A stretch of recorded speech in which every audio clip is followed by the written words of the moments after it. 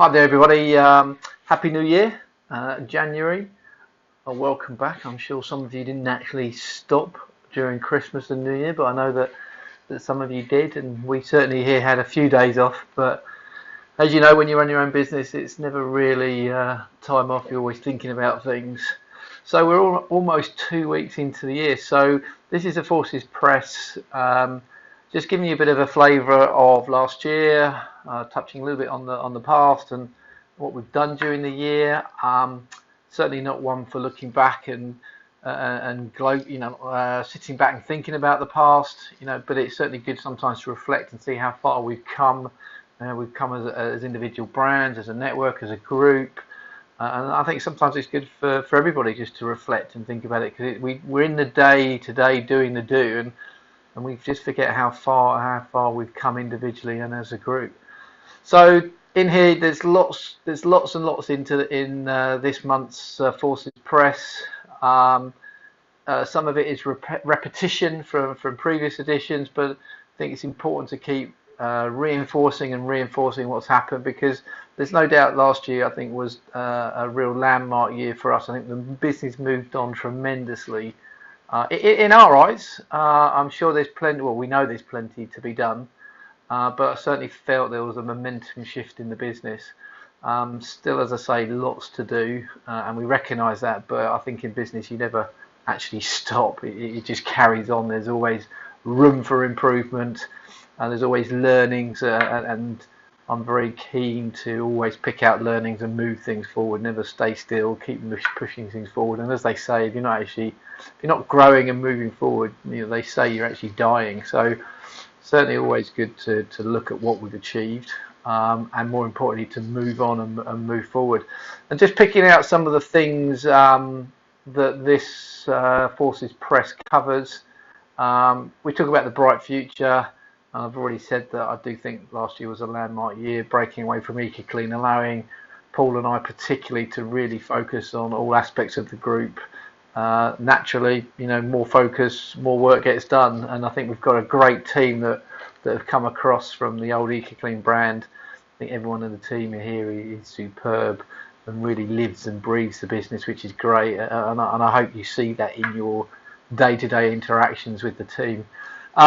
Talking about the team, looking into 2018, going to do a slight reshuffle, particularly between me and Paul. Last year was very internally focused, particularly for me. It was important to get systems up and running, and there's still lots to do there. But this current year, 2018, I'm going to be much more involved in franchisee development. Paul's going to be very focused on sales, any sort of selling at all, even down to individual franchisee level, but franchisee level, regional level, national level, particularly trying to grow some relationships at a national level. But I say that can be regional as well, and Paul's a very, very good salesman, and he's out there now hunting for new business across all the brands, and I certainly wish him well for that. And I do, we will see an improvement. But as we've always intimated with national accounts, particularly, we're not here to sell ourselves to the devil. When you deal national accounts, you've got to be reasonably attractive on price, but we're not here to sell cheap. We need to get the pricing about right. Regular work is good, contract work is good where you can plan it. But as I say, we're very careful about what we pick and choose. So, that's why it's taken time to develop what we've got so far. And I think what we've got so far is pretty good, working with the right people for the right reasons, and hopefully at the right price. So me and Paul changing that role a little bit. Phil very much on the pest side of things will still be very much out there supporting the technicians on the technical stuff. We've got Carl and Ricky supporting the lockies particularly. And then there's myself and Paul supporting the washes. And we've established on the wash side of things, although it's been very quiet in terms of growth of the network, we've been picking up some interesting work with some national brands around here. And if that develops further, that'll be great. So I'm going to reiterate again the star ratings that you see on the website now, so important. They've really sort of speared the business forward. And they're obviously supported by the customer reviews. And as much as I keep going on about it, I'll keep going on about it. Customer reviews. If you're not getting customer reviews, then you're you're leaving money on the table. So many more people are contacting us. We contact you because we've seen your customer reviews. We love your customer reviews. We've had competition almost moaning about the number of reviews that they're seeing about us now. So I think you're finding that those customer reviews are pulling people into us. They're attracting customers to us. And I think it's refreshing to see what customers think about us. So while we've had a tremendous year for reviews, the amount of reviews we've had, we've gone into the thousands now on the brands. I still think there's a huge amount we can do. If you actually look at the number of technicians in the network, if everyone was only getting 5 a month, then we would be taking this, we would be taking the business light years ahead of where it is now. And I think we're already ahead of a lot of the competition. So I'd urge everybody, I urge everyone at the conference, I keep talking about it. I think it's fundamentally changed our business. Customer reviews, customer reviews, customer reviews. And I know there's a number of technicians who really doubted that this was going to make any real impact, but I can assure you it's going to make a difference. It made a difference over the last year. It will make a difference again this year, and it'll make a difference into the future. What other things? Communicating with our customers, something we keep talking about. I know some people are reticent about emailing customers, but all I can say is a few people now are emailing customers, and the customers are actually one of your richest sources of getting new leads or getting new work. So I would really say to people, don't be blinkered. Some of you guys who've been in the network a number of years have built up quite a list of customers. And if you want to get more work, I would recommend you contact those people, and you will find that you will get more work as a result. And I don't mean about trying to contact them and sell them. If I use Ricky as an example, and I use Ricky as an example quite a lot because I work quite closely with Ricky. He sent a message to his customers just before Christmas to say that he was open.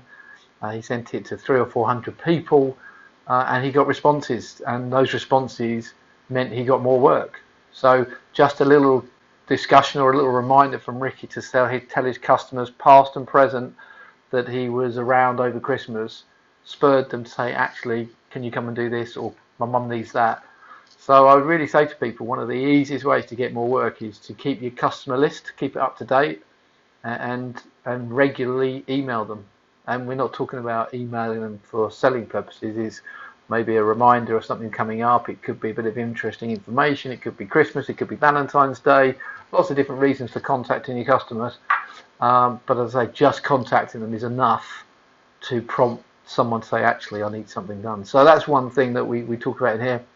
The conferences last year, April and November, seemed a long time ago now, both of them, but they were both fantastic, both at the Motorcycle Museum in Birmingham.